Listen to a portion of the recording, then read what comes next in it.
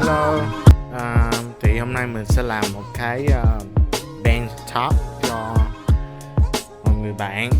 Thì bây giờ là những cái vật dụng mình có là cái 2x10 I think pipe stud, một cái, hai cái, rồi mình add thêm cái này là 2x6. Thì bây giờ mình phải plan it down cho nó bằng cái mặt phẳng này, và bắt đầu mình sẽ glue 1, 2, 3 miếng lại với nhau, rồi mình cắt cho nó đúng cái size. Thì bắt đầu mình làm. Ok, thì bây giờ mình sẽ cắt hai cái,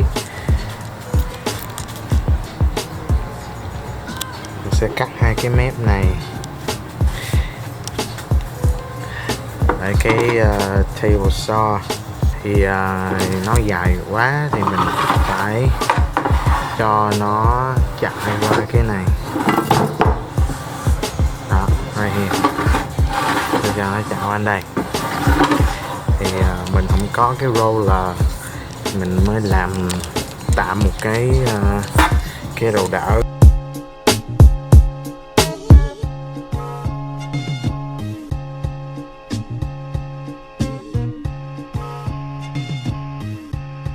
Ok, xong khi mà mình cắt được hai bên mép rồi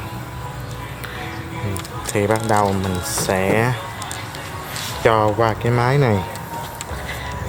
Thì cái máy này là cái plane nè, thì cái miếng gỗ sẽ chạy qua cái đường trong đây, nó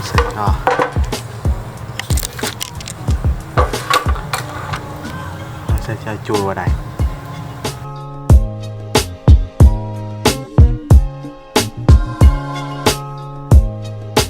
Ok, thì bây giờ các bạn cũng thấy là nó bắt đầu nó bằng rồi nè. Đó, thì mình đã plan, mình đã cắt cái mặt trên cho nó cỡ bằng, đa số là nó có khá là bằng. Mình cắt cái miếng này nữa. Ok.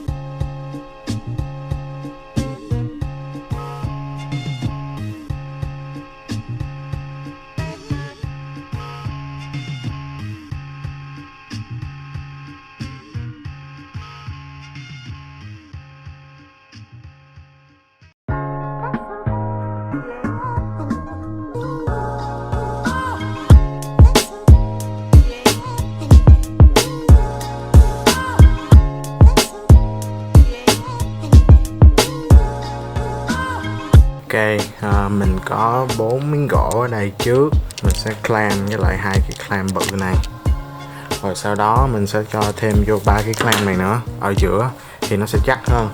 Thì bây giờ cái bước tiếp theo á, mình sẽ cần á là wood glue. Mình biết như đây mình còn một chai wood glue nhỏ nữa, nó ở đây.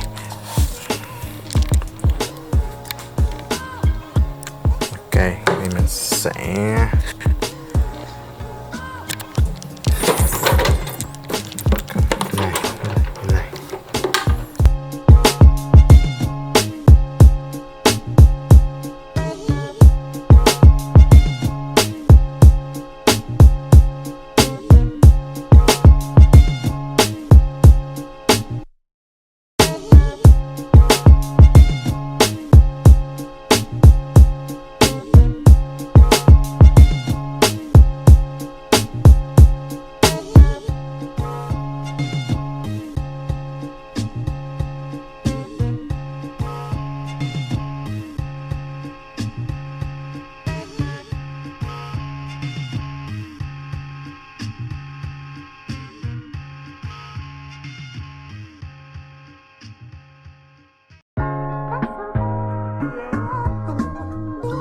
Alright.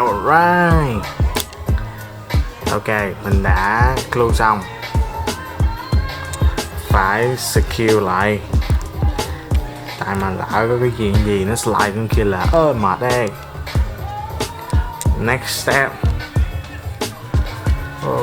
Clean up. Wow.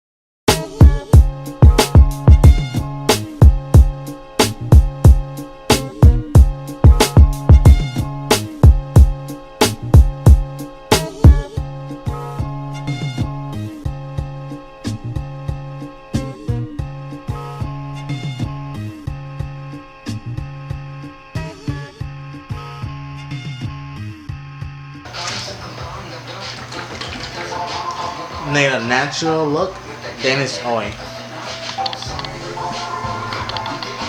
Wow. Có cái thứ hai là dark walnut.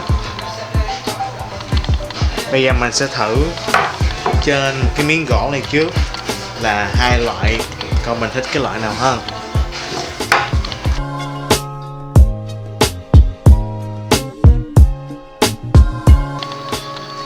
Dark walnut. Nên cái này là dark walnut nè, còn cái này là natural look.